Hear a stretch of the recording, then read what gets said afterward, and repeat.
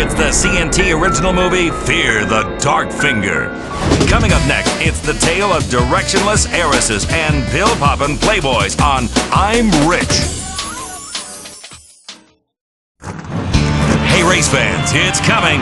Saturdays, don't miss the Patriot 500 live from Patriot Beer Motor Speedway. It's edge in your seat excitement as rednecks drive in a circle 500 times. Welcome to I'm Rich, the show that puts avarice firmly on the national agenda as we zealously and emphatically discuss things rich people have. You'll never afford, and anyone with good taste would never want.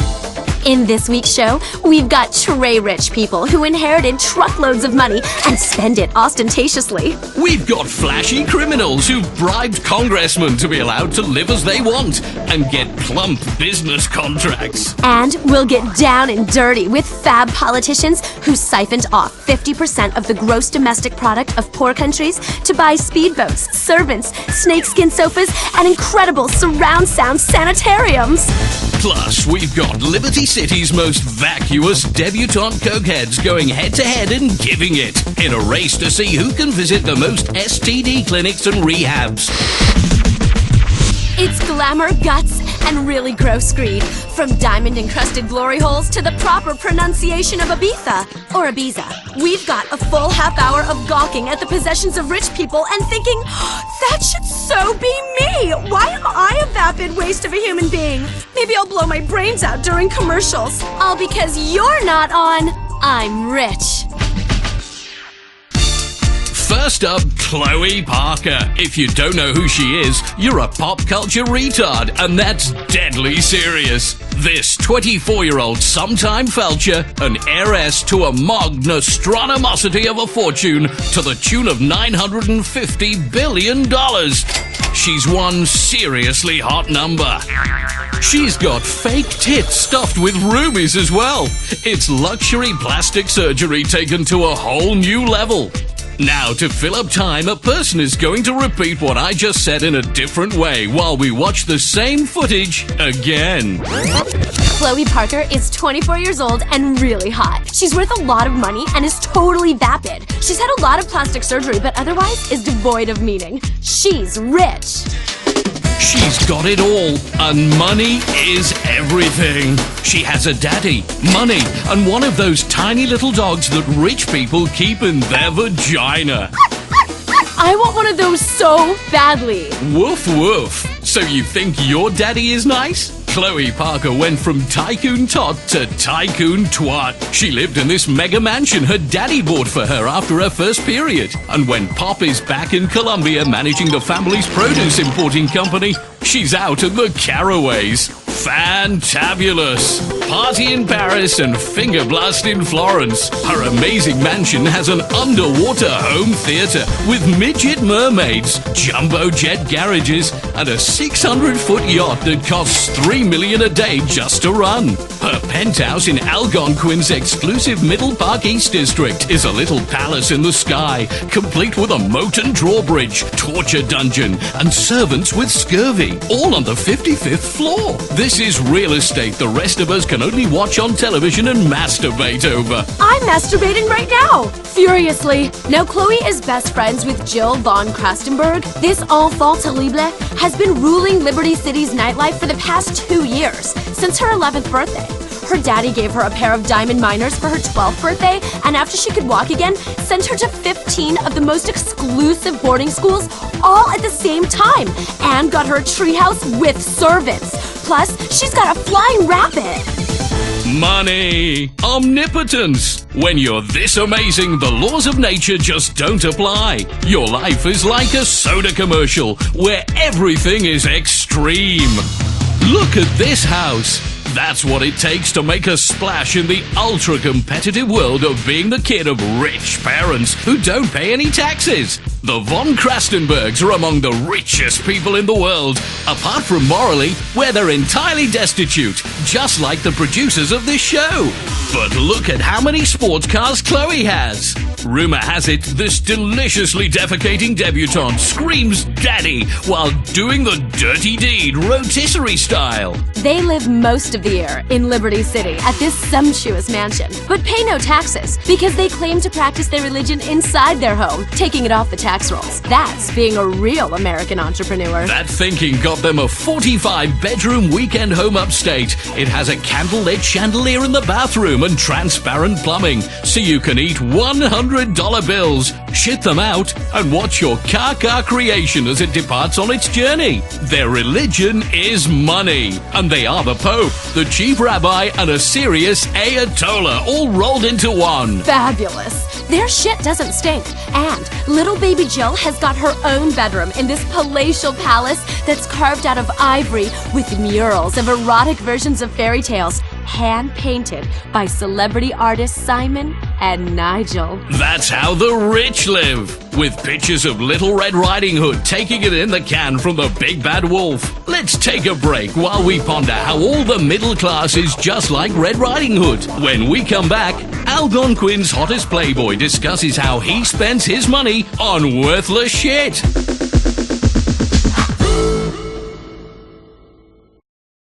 Last night I think I shit the bed. Got so drunk I gave a dude head. Life is just a merciful blur when you pop a Pisswasser.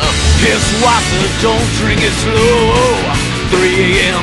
buy some blow. Sleep in the bathroom on the floor. What really matters anymore? All the crap you do all day, who fucking cares? Anyway, Pisswasser, this is beer. Drive drunk off of beer. Pisswasser, drink all day. It helps your troubles go away. Yeah. Pisswasser, cheap German lager for export only. Next week, don't miss the CMT reality show Conjoined Twins, a hot night out. This is CMT.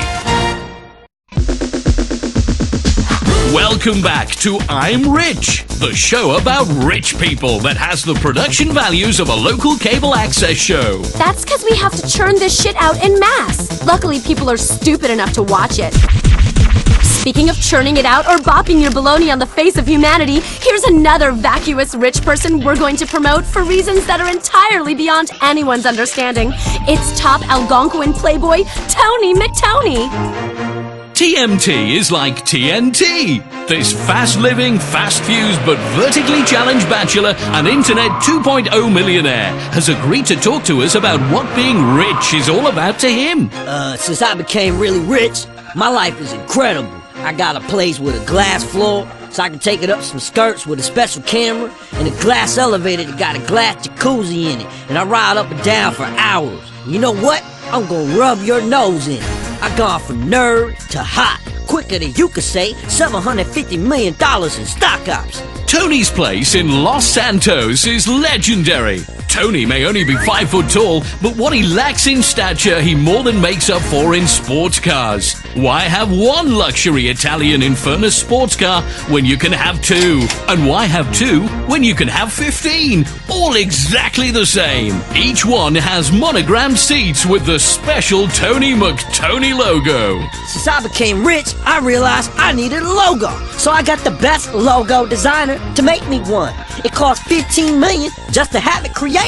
The silk thread was shit out by a Trappist monk. It's a yellow M done in an arch on a red background. You've never seen anything like it, people. My towels, my condoms, my gold rim jobs, all of it with the Tony McTony logo.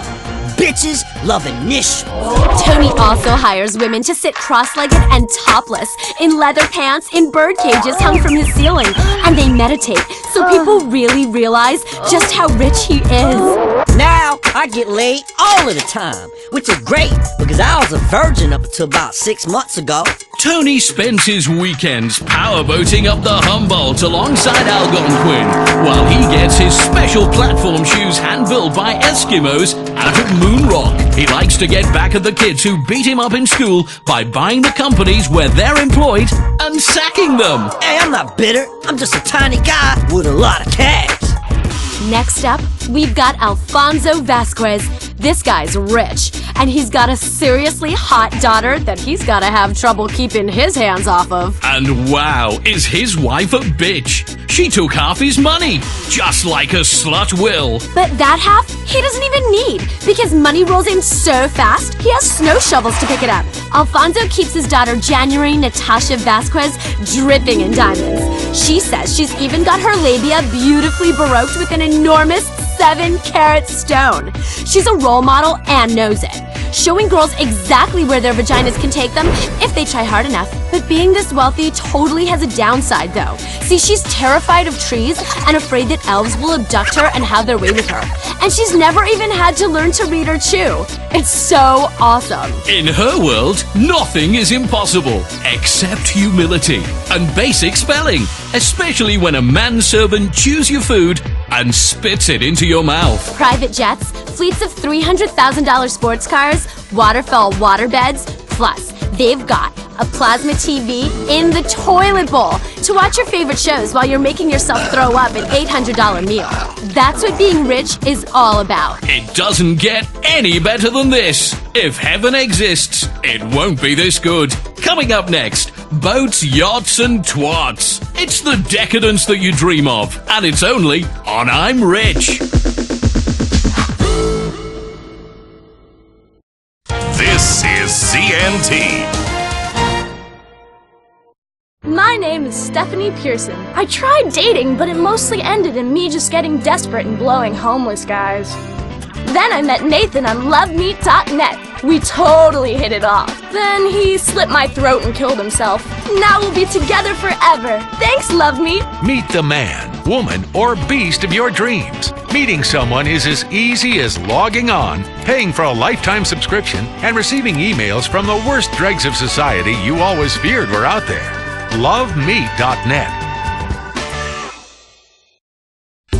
Welcome back to I'm Rich. In this section, we've got an in-depth investigation into corruption and scandal in the charity industry, alongside a report from the front line of poverty in our own country and how bent politicians are wasting the money you give them. Only joking. Who cares about tales of woe when we've got tales of wow? We're going to talk about wealthy people like they are in any way interesting. And we'll point out how pathetic your life is because you don't have emerald-encrusted toilet paper or a pet dragon that shits pizza. That's amore. Speaking of shit. Liberty City has taken decadence to a whole new level recently, officially becoming the world's capital of stupid money when 5 generations of inbreeding created a wasp icon so drunk with fame and wealth he doesn't even know his own name. Lyle Cleethorpe V's ancestors made their fortune selling tobacco and slaves, both of which are good. But the Emancipation Proclamation didn't get his family down. They import all their labor from Mexico for pennies, making him mega ultra party time rich. He spends his time sleeping with models whose shoulder blades could cut paper, holding court at the fanciest clubs in town, such as the legendary celeb hangout Maisonette 9.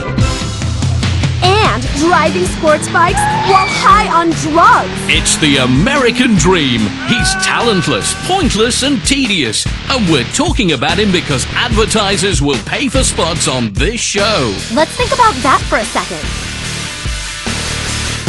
There. A quick reflection is good. Now, let's get on with our lives. Stay jealous, people. I know I will. It's the decadence that you dream of. And it's only on I'm Rich. I'm Rich is brought to you by Crapia, budget lifestyle solutions made from particle board. Rimmer sunglasses, sight for sore eyes. Al Dente's, all the Mamma Mia you can eat. Trackify Wireless, keep tabs on the ones you love. Big Log Cereal, who doesn't love big logs in the morning? Wife Beater Gin, the way to relax when you want her to shut the fuck up and let you watch TV. Bean Machine Coffee. Chihuahua hot dogs. Try beating our meat. Promotional consideration and advertising breaks brought to you by Adios Air. Say your goodbyes. Lax to the max. Get flowing again. Alpha Male, the Postal Evolution. The Alco Patch. It's the same refreshing feeling of your favorite drink, but delivered transdermally and discreetly. Fanny Crabs Bar and Grill. You'll love the taste of our Fanny Crabs. Support for the sponsor listing portion of the show brought to you by 24/7 Convenience Stores. Where else you gonna buy a 6-pack condoms and cigarettes when you're high at 3 in the morning? Burger Shot. Kill your hunger. It's bleedin' tasty. Nochi, because Italians are known for their watches. Rusty Brown's Ring Donuts. Max Renda Cosmetics, and Wigwam Burger. No need for reservations. Closed captioning for the hearing impaired brought to you by Pirate Music Stores, who invite you to hear the future of music, and Tinkle Wireless. Tinkle everywhere. Tinkle in your ear. And Eugenics Incorporated. Call Eugenics Incorporated, where morality is none of our business. Get ready to laugh your guts out. The comedy Drunk Daddy and the Door returns in 2 weeks. You're on CNT. Do you ever fucking go to bed? Think that'll get into her pants? No way. You need something classy. Super classy. Super Classy Touch Limo. Prestige can be purchased and even rented by the hour. Feel like a player or a rich executive who just got a bonus for laying off 10,000 employees. Get exotic. Our limos feature hot tubs, pool tables, pizza ovens, leopard skin, firing ranges, flat surfaces for laying out rails, and jungle swings, all on wheels. Super classy. Nail that prom date, personal assistant, or grieving widow in style. Contact Super Classy Touch Limo today. You're on CNT, the best in comedy, news, drama, and paid programming. Up next, don't miss a chance to find the knife of your dreams on the serrated edge. You're watching CNT. Stopping global warming has finally gotten cool. Street style meets environmental concern with this seriously bad, morally good, fully customizable luxury VIP style hybrid sedan. The Karin Dilettante, the top hybrid sedan in its class. That's because it's the only hybrid in its class. Expensive, but the earth is worth it. She'll swoon at your low exhaust emissions and maybe let you do a bit of exploring of her exhaust too. Plus, chicks love electric gadgets. The Karin Dilettante is fully customizable. If you understand real bling, you can make it run on expensive champagne and fine cigars, or customize the trunk with a composting area. Unlike our fuel supply, the options are endless. Low emissions plus hot style equals the ride of the streets. Save the planet for only $39,999. The Karin Dilettante. Bad plus good equals better for everyone. Welcome to another episode of The Serrated Edge. I am Estelle Graham. And I am Luther Austin. That's right, we're the #1 rated knife blade, ceremonial sword, and other cutting device infomercial in the nation right now. If you're the kind of person who values efficiency in the kitchen, confidence in camping, and the ability to take a hostage at any time, The Serrated Edge is for you. I tell my kids, you can never have enough knives around the house. And boy, do we have some gorgeous knives for you tonight. I want to hold every one of these babies, touch them close to my skin all naked like. Item number 1776 is premium collection coming your way. 14 premium knives. First, the Bowie. Mirror polished stainless German stainless blade. Why German? Well, that's where we got it from. I tell you, I could take that knife, crawl out of the mirror black ocean, and slit a Serbian's throat just like a Navy SEAL. On the handle, remember Pearl Harbor? It's a gorgeous knife right there. Like someone spent hours just honing and sharpening and letting the hate turn into craftsmanship. It's beautiful. You'll also get in this collection the Lonely Wolf Combat Style Knife with extreme satin finish. Fits your hand perfectly. I used this knife yesterday. I cut a tree down to the size of a baseball bat. This is one of my personal favorites. The more I use it, the more I want to find stuff to cut. Usually I start with my arm. Little cuts. Try and forget. Easy, Luther. But we can't forget this set is an $8,000 value. Now, you get the entire set under $100 by a nickel, $99.95. You are an idiot if you don't order. Like an inbred baby, your head rolling around on your shoulders, tongue hanging out. Yeah, nobody likes an inbred baby. Real pain to get rid of. On the line, we have Kevin. Hey guys, I love the show. Hey, Kevin, did you pick up this set yet? I sure did. I'm going to give the commando knife to my daughter. The British Commando style, high-grade surgical steel carbonized finish 23-inch assault blade cuts through skin, bones, innards. Sometimes you get stuck in a snowstorm. You gotta eat people. This knife is like an emergency survival kit. Being prepared is the name of the game, especially when the terrorists show up. You know, that knife, it just screams freedom. I love the saw in the back. That's a really nice feature. One time I got pinned under a car and had to save myself by sawing off a limb. I don't miss it at all. I love cutting things. And it's laser etched. We will etch your name on there. Patty Sue, Bobby Joe, Shit Dick, whatever you want. There you go. Estelle, you've gone truly crazy with this sale. I'm gonna cut somebody. 1 minute left. I will not be coming back to this set. Someone else is gonna get your knives, and you might meet them in an alley someday. Stick you in the gut, your innards all over the street. Scream out my name. Damn you, Estelle. You was right. I should have bought that set. And it will echo across the city, and a flock of birds will scatter toward the brooding sky, and little girls will cry. I can't see how you could pass this set up. I can't fathom it. Don't be an idiot. Okay. This knife here's a half Whittler Extreme. You can sharpen a stick, hide up in the trees, wait for something to come by, jump down and stick it in his throat. Grab him squarely by the gonads, look him in the eyes, say, it's your last day on earth, son. Prepare to meet your maker. Tell him Estelle sent you.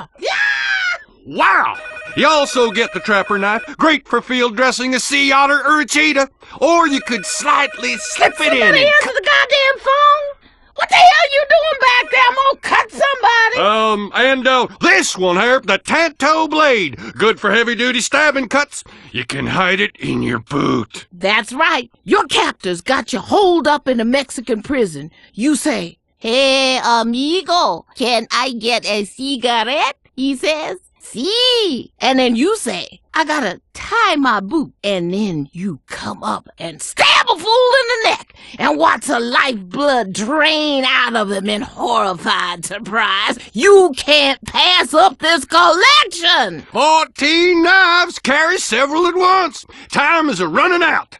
Let's go over here. We're gonna go over to the sword collection. Item 1863, 19 swords, first a double katana, similar to what you see in a movie.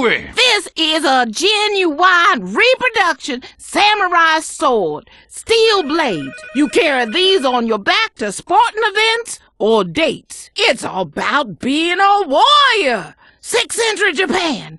Magistrate comes through for the taxes. You whip this shit out and say, take that, you Mongol son of a bitch. 10 swords, our most incredible sword deal of all time. This is a historical moment, not a sales pitch. You are making an investment in your family's future. Order now. It is a well-known fact that among successful millionaires, that swords appreciate more in value than real estate or stocks. And you're going to receive 2 of these. The El Cid Cavalry Sword, good for plundering for personal gain, patriotic motives, or when fighting the Moors. Those Moors are terrible. Don't get me started on the Moors. You'll also get the 3 Musketeer Deluxe. This is brand new. Perfect for a fiery duel or fighting off peasants wielding farm implements. This collection, they shouldn't allow me to sell these swords. I should be locked up. But just try it. Ain't nobody gonna take me down there. Whoa, hold up now, girl. Guys, you're paying less than $10 for each sword. So if one gets seized at security, you got a second one. You get the katana, you get the El Cid, you get the Tanto. Look at this jeweled beauty. It's good to have jewels on the handle. It distracts people, shows a bit of real class. This sword here, this is called the Kingmaker Supreme 3. It's our very own Excalibur, true sword of honor.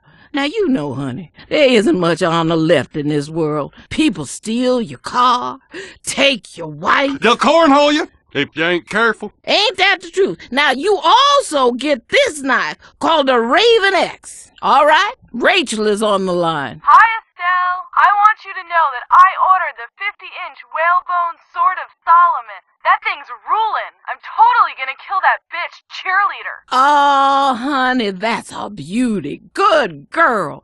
Religious swords have extra power, and we had this one blessed by a voodoo priest. I tell you, I get carried away with all these deals. Oh, this is a luxury. Hot, sexy luxury. Like rich people have.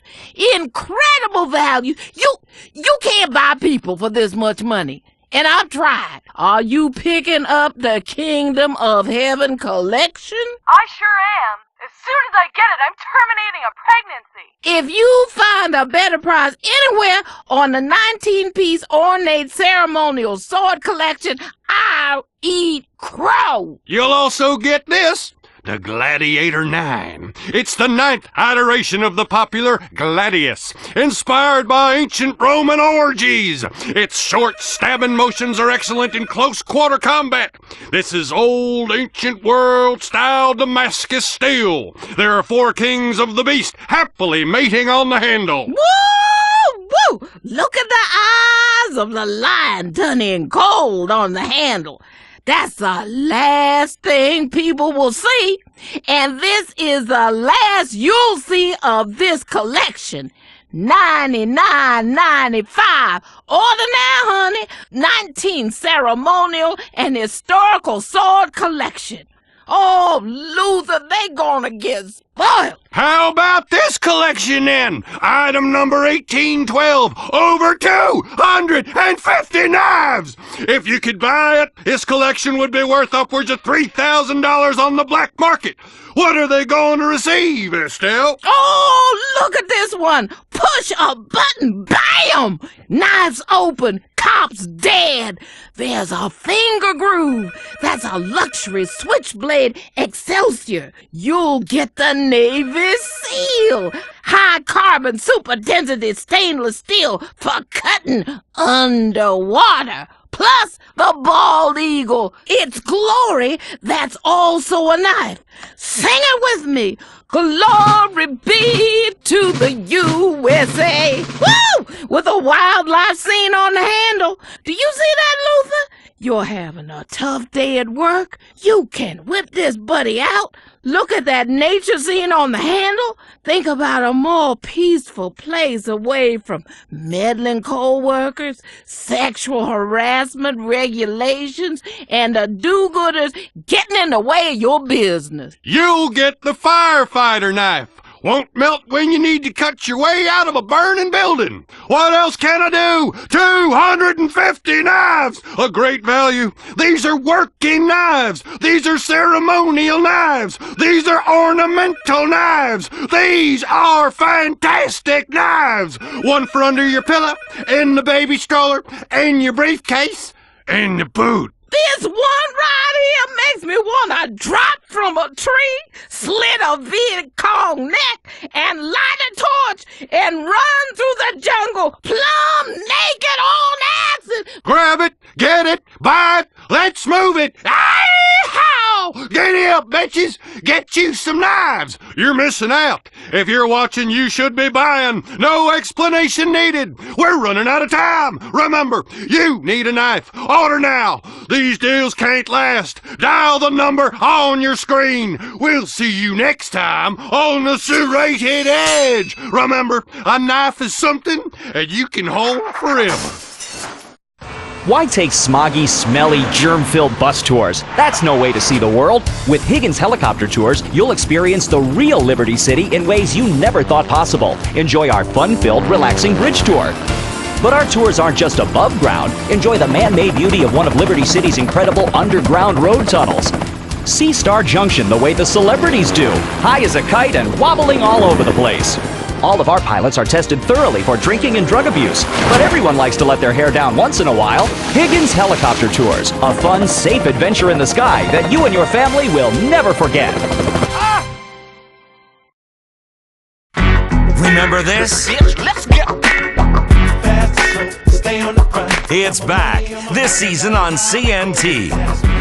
America's Next Top Hooker returns. Remember the drama. Oh, God! Yo, bitch, you better make me my money. Remember the joy. I won the streetwalking section. Can reality TV ever get any better? One of you hookers is gonna be a winner. America's Next Top Hooker. It's time to put women back where they belong.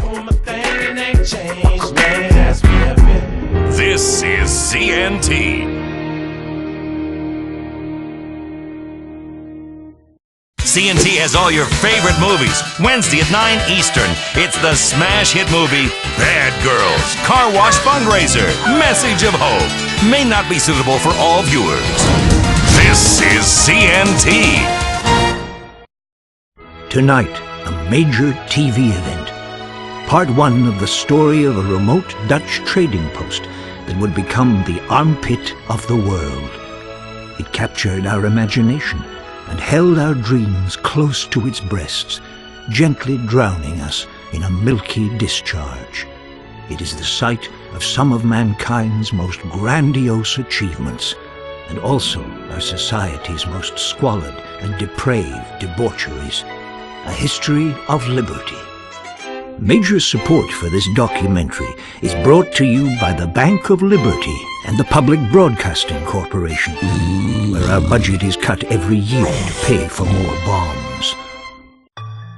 If you take a look at the microcosm that is Liberty City, millions of people, a collective consciousness but utterly alone in a crowd, a million souls crying out to be heard, piled on top of each other like kittens in a bag, all wanting to kill each other or suck from society's teat.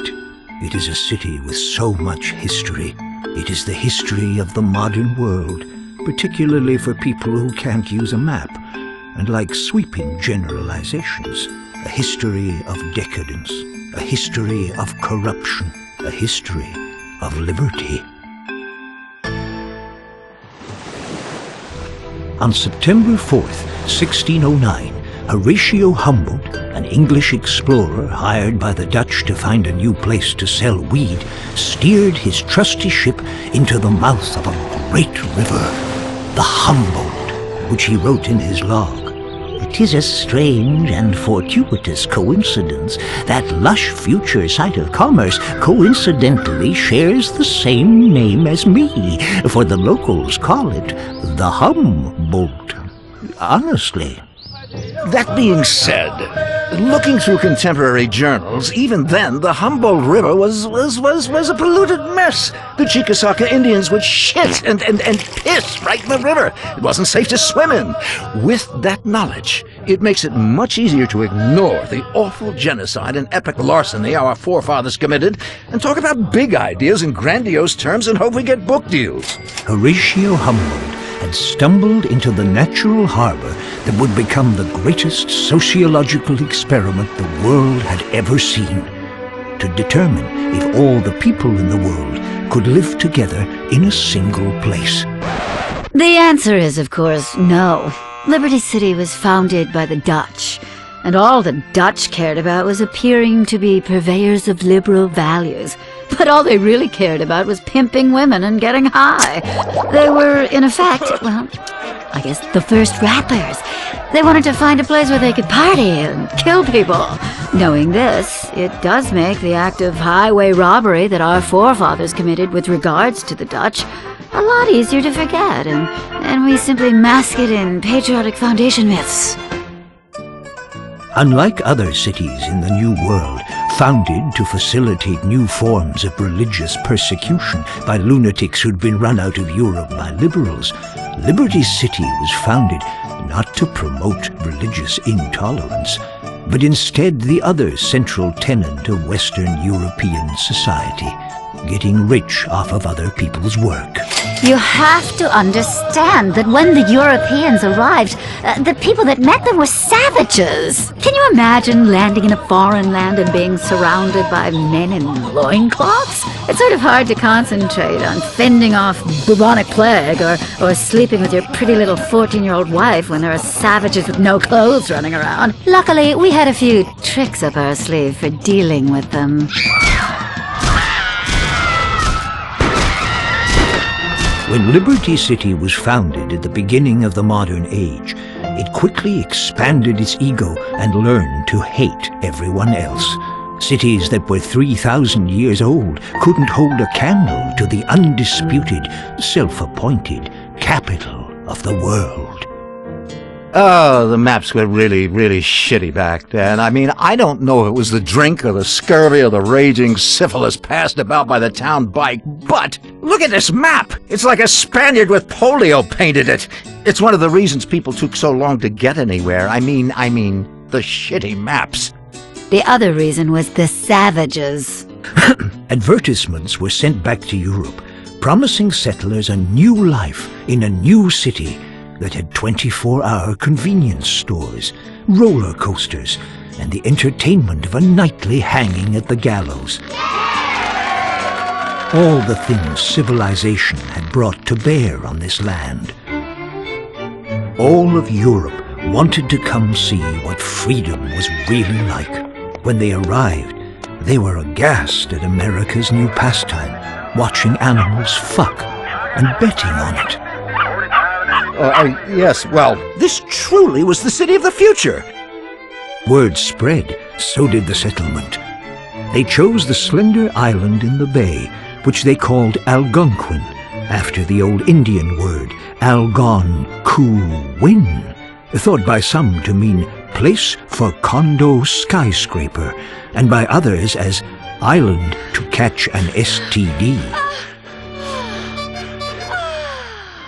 In 1625, right after the colony was founded, the first ship of slaves arrived to give the hard-working, morally upstanding, non-hypocritical Americans newly free from the tyranny of Europe time to focus on important things in life, like yelling at their women for buying too much shit in the strip mall.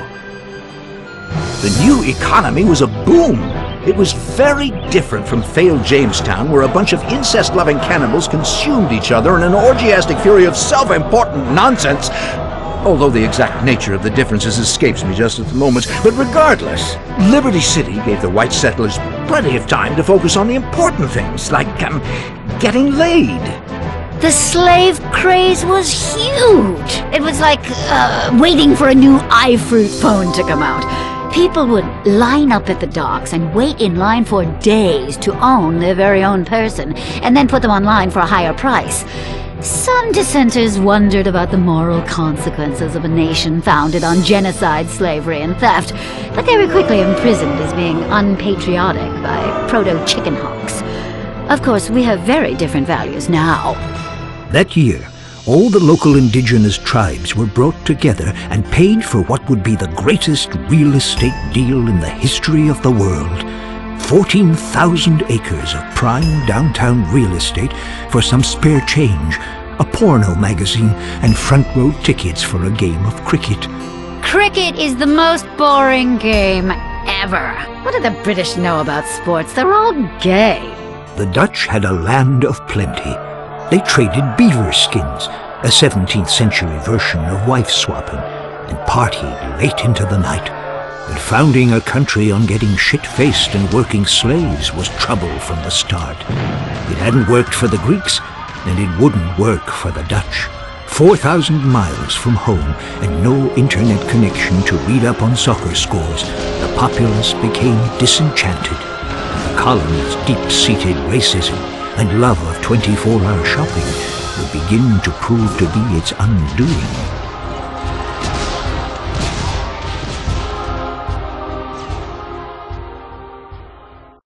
What happens when you take a whole chicken, pack it full of mashed potatoes, top it full of gravy, insert some corn, then deep fry it?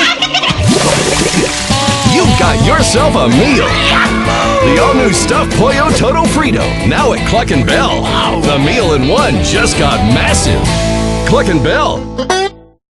Liberty City! You don't need money to drive away at Sully's! How about the Farachi? Here's a fine racing machine for you. There's been a lot of special moments in this beauty. So special, there was an Amber Alert issued. They never found her, but it's yours for $7,999. Enjoy the power of the open road today. Oh boy, Sully's got a nice one for you here. The Emperor. Fast as hell. And the airbags have been successfully tested by the previous 3 owners. None of them are in the state to drive anymore, so the car is yours now for the low price of $12,999. Sully's has trucks too! The EXT! Nothing makes you feel manly like driving a truck covered in another man's blood. It's got dark upholstery that doesn't show stains. It's a forensics dream. We call it the Science of Crime Special. Only $10,499. Head down to Sully's Automart right now. These and other bargains are going fast. Remember, Sully says it's pre-owned. It's not used. Liberty City, a town on the edge. A town at the daybreak of dawn, a city at the gate of the universe, a city at the limit of metaphor, deep into the point where hyperbole becomes gibberish. The gateway to the new world was also a terrifying den of iniquity, and the campaign to clean up Liberty City and shut down the comatoriums began almost as soon as the city was founded. What most people don't know, but what I discovered through extensive reenactments, purely for research of course, was that in the comatoriums they used pig fat as lubrication, which in many ways is far superior to modern-day petroleum jelly. Another thing worth bearing in mind is that in the spring of 1647, the East India Trading Company hired a cross-dressing director general for New Rotterdam named Gloria Hole. He had lost his right leg in an unfortunate industrial accident while preaching the good word to some savages by, blowing them up with a cannon, which backfired. Puritanical and self-righteous, he had orders to return civility and productivity to the colony. Within weeks, he had banned drinking, smoking, fornicating with Indians, Texas Hold'em, missing church, anal beads, laughter, and imposed strict fines for male camel toe and whistling in public.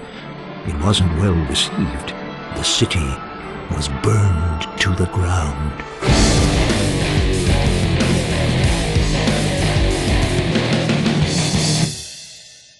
Within a few years, New Rotterdam had become so diverse that the Dutch had become a minority in their own colony. Then, just like today, nobody paid attention to the Dutch and only passed through to get stoned or screw a hooker while pretending that they were going there to look at the depressing paintings and smelly stagnant waterways and wooden shoes. Diversity was troubling, and with diversity comes chaos, as we know to our peril today. Nietzsche said that, and he was so clever he ended up in a lunatic asylum. Then, leaders began to fear the worst. They were totally petrified of the Jews showing up. Taxes were reduced so everyone could afford their own firearm, and a pattern for the country was now set in stone. Ignorant, scared xenophobes armed to the teeth trying to protect their borders. It's always been a great nation. What? I'm not racist. On August 27th, 1664, heavily armed British warships entered the harbor. The colonists signed a petition requesting to be ruled by the British, so they wouldn't have to brush their teeth any longer and could be certain they were better than everyone else. The English quickly renamed New Rotterdam Liberty City, after a generous donation by the Bank of Liberty for sponsorship rights. Every single place the British population went, the invisible hand of God prepared a space for them by, well, you know, conveniently destroying and eradicating the native population. Soon the colony expanded, and areas were named after heavily inbred members of their Germanic royal family. Broker was named after Sir William Broker III, the king's bastard son, who was conceived by a milkmaid. The region to its north was called Dukes after the word dookie, as the people in the area smelled like shit. The peninsula to the north of that was named Bohan, after Bohan, a Dutch word meaning Dutch word. And the area across the river was dubbed Alderney, after Philip de Alderney, who was the only person who could tolerate living in an oily, mosquito-filled swamp full of industrial wastelands and soccer moms. But things wouldn't be quiet for long. Pretty soon, the residents of Liberty City began to fight with the British over taxes. Americans felt, and well, rightly so, that they shouldn't have to pay any taxes. Let the markets sort it out. Poor people will die, rich people will win. Welcome to progress. And so began the American Revolution, a bloody battle by men and women who wanted to leave the tyranny of England's tax structure that paid for burdensome health care and unnecessary public education. This was a war agitated by a number of musket companies who knew they would win whatever the outcome. And of course you can still see that rich tradition today. Americans don't want health care or education. No, we want guns and fireworks shows and wars so politicians can invest in armament companies and clean up. And of course we want drugs. Oh, yes, lots of those. Strong ones you take with young co-eds when discussing their thesis and then begin to rub their thighs while they say, "Didn't I hear you on that documentary?" And you whisper to them until they pass out. But I digress. The American Revolution was bloody. Soon the French joined in the war to help the struggling American insurgency. No, they did not. Yes, they did. They joined in by sending a big statue, which won us the war when the British all died laughing at a giant Martian transvestite eating an ice cream cone. Whatever. We saved their asses in WW2. Get me some freedom fries. The Revolutionary War quickly ended. Residents pulled down the statue of King George and melted it into gold chains, gold teeth, and golden toilet seats. The Union Jack was taken down in Liberty City, replaced with the Stars and Stripes, and the newly liberated Americans celebrated. Soon this entrepreneurial spirit took hold, and Liberty City was unstoppable. Yes, although they were free, the people lived in squalor. You could buy a young boy on the streets for, a few pence. It was a great time to be in the top 5% of the population. It was a great time to be white. Yes, but soon meddlers like Alexander Hamilton and Thomas Jefferson came in to change the successful agrarian-based slave economy to one of excessive service fees for concert tickets and huge turnpike tolls. With slavery soon outlawed in Liberty City and the other northern colonies, righteous women were forced to spend time under the train tracks, servicing men for 3 pence. You could get your knob slobbed for less than the price of a donut. It was a nation on the up. The politicians were having a field day. You couldn't get them to vote because they were all out having their knobs slobbed. To keep the country moving forward, the capital of the nation was moved from Liberty City to a malaria swamp on the banks of the Potomac, miles to the south. Thankfully, the politicians moved out of Liberty City, and the stage was set for organized crime and mobs to really make a difference. The city soon became, a microcosm of all the contrasting elements of modern life. Palaces, self-extravagance, squalor, tenements, trannies, men, women, and children crowded together like a nest of cockroaches. Just like the Liberty City of today, only with less rich hedge fund dorks trying to be homeboys. With tensions rising and civil war on the horizon, Federico Fitzpatrick planned to head off and teach the South a lesson. But before doing so, continued his great project to bring calm and civilization to all. A central repository for the most hopeless specimens of degraded humanity to get high in. A park in the middle of Liberty City that would become the great democratic meeting ground, where, no matter how rich or how poor, you could get dragged into the bushes and raped. Yet beyond its tranquil borders, tension was breaking out. A lot of people were tired of living in black and white. They wanted color, and there were riots. There were kids sleeping in the streets, begging, willing to do anything for a nickel. And there were no taboos or TV shows to catch you doing what is natural between a man and a boy. The nation was sliding inexorably into civil war, which we'll leave until next time. Unless you have the foresight to pre-order the box set of DVDs, join us next time for A History of Liberty Part 2, The Civil War and Beyond. CNT Wednesday nights this fall. Don't miss the return of Funeral Factor, American Asshole, and a whole new Shitty Singer competition. This is CNT.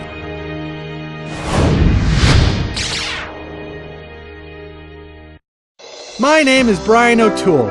As a kid, I always wanted to make a difference in my community, and I didn't read so good.